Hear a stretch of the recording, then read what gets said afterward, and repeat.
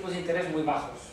Aquí en España, si recordáis, vivimos, lo natural era que los tipos de interés en los principios de los 90, antes de entrar en el euro, pues estuvieran por encima del 10%.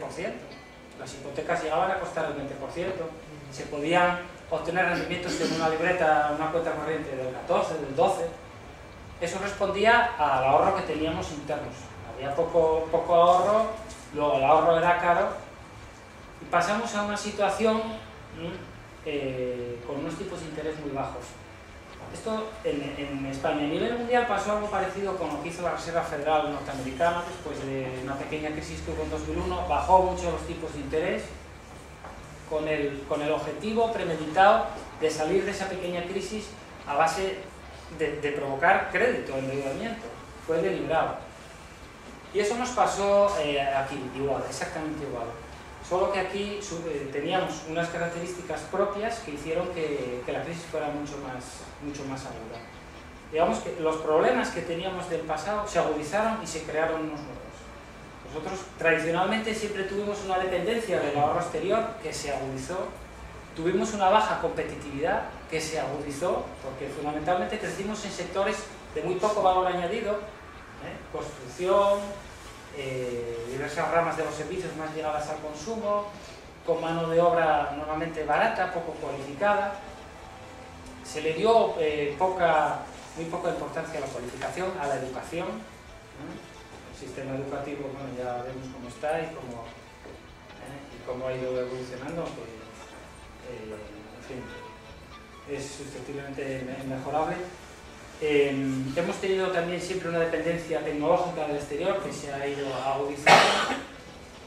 En fin, y en definitiva lo que nos llevó durante este tiempo fue una falsa ilusión de crecimiento, que no es que fuera irreal, porque realmente se invertía y se consumía, pero estaba construida sobre un gran endeudamiento.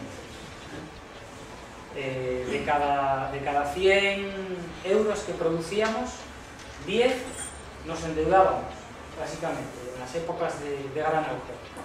Si crecíamos a un ritmo medio del 3% del Producto Interior Bruto, nos endeudábamos a un ritmo medio casi del 10%. Llegó a haber años del 10%. Es decir, que nos endeudábamos más que crecíamos. Esto es como el que tiene una nómina de 1.000 euros y vive a ritmo de 1.200 o de 1.500, ¿no? Eso, durante un tiempo pues, funciona y uno va más a cenar y estas cosas, ¿no? Se compra otro coche, en fin, pero eso llega un momento en que revienta. Y aquí reventó de una manera, digamos, acelerada. Iba a reventar de todas maneras porque esto no se puede sostener. Pero reventó con la crisis financiera internacional que cortó el flujo de crédito que estábamos recibiendo de otros países. Los bancos españoles habían llegado ya a su límite de concesiones de crédito, de expansión de su capacidad expansiva y necesitaban traer crédito de otros países. Países como, digamos, netamente exportadores y que tenían ahorros, como por ejemplo Alemania, pues era la que nos abastecía un poco de crédito, ¿no? Y durante este tiempo, pues, la estructura productiva en España digamos, creció de manera desproporcionada. Unos sectores crecieron mucho, de manera desproporcionada, muy por encima de lo que necesitábamos. La construcción, pues construíamos la mitad de las casas, viviendas, pisos, etcétera, de Europa. Creábamos 1 de cada 2 puestos de trabajo de Europa. Eso no era necesario, llegábamos a crear 800.000, a construir 800.000 viviendas cuando necesitábamos aproximadamente 300.000. Era una cosa absolutamente insostenible.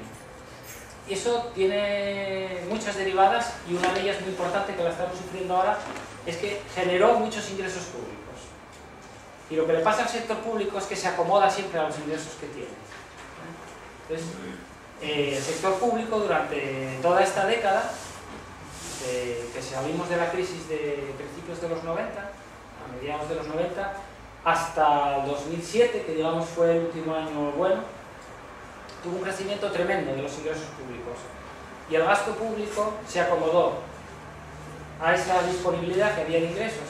No era una disponibilidad real, porque eran ingresos públicos que se derivaban de una estructura productiva sobredimensionada y no sostenible.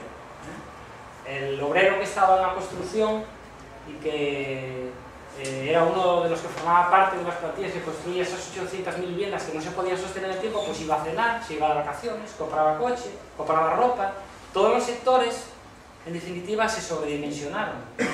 No fue solo la construcción, todos se sobredimensionan en la economía. Y el sector público también, y caen los mismos errores.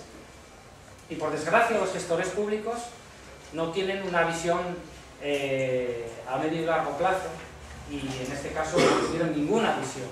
Que se hizo una política fiscal de gastos e ingresos públicos completamente equivocada. No solo se acomodó el gasto al ingreso, un ingreso no sostenible, que ocultaba en realidad un déficit, porque si esos ingresos los situáramos al realmente sostenible, estaríamos en déficit con esos gastos. Pero es que además se pusieron en marcha muchas políticas, que algunas muy saludables, muy buenas, de protección social, y otras no tanto, que son rígidas a la baja. Es decir, que cuando llega el momento de que esos ingresos se te caen, las dificultades para retrotraer esos o hacer descender ese gasto, pues es muy difícil, y lo estamos viendo, ¿no? Bien, no todo ha sido culpa del PSOE, es decir, ahora Zapatero realmente le están lloviendo por todos los lados, lo ha hecho muy mal, y el PP está sacando mucho pecho. Bueno, el PP es cierto que tuvo muchos aciertos en una época, vamos a decir, su primera legislatura, tuvo leyes muy acertadas, estabilidad presupuestaria, la ley general de presupuestos, tuvo aciertos, pero tuvo una política muy equivocada también de gasto público, de descentralización, de descontrol del gasto, de consentimiento con el boom que había de la construcción, etc. Y una política fiscal también tendente a reducir los impuestos en época expansiva, que eso es algo que se llama procíclico, es decir, que, digamos, dispara más el ciclo, y es justo lo contrario de lo que hay que hacer. Por lo tanto, otro mito que hay que, digamos, eliminar es que toda la culpa es del PSOE y el PP lo hizo muy bien. No es así. Es decir, el PSOE lo hizo muy mal, lo está haciendo mal, y ahora vamos a hablar ahora de las medidas que se están tomando, pero lo que hizo el PP y las propuestas que tenía en su programa electoral tampoco eran acertadas. Este es un tema que ahora es fácil decirlo. Yo reconozco que era muy difícil de ver a mediados de la década o incluso un poquito antes de las elecciones. En las elecciones ya se veía, En las elecciones, cuando Solbes y Pizarro discutían, los dos nos iban a dar pleno empleo, los dos mentían como bellacos, los dos tenían datos suficientes para saber que aquí iba a haber un problema. Quizás no tan grande como el que está viendo, porque realmente esto ha superado las expectativas de la mayoría de los analistas, pero se sabía. Bien, entonces, cuando se produce ya la situación límite en que este boom no se puede sostener, porque la deuda llega a su límite, nos cortan el flujo de crédito, los activos sometidos a este régimen, digamos, de burbuja, crecieron de tal manera, en concreto la bolsa, los pisos, etcétera, que ya no era rentable seguir invirtiendo en ellos, es decir, el proceso especulativo se cortó, se viene a derrumbar muy rápido todo.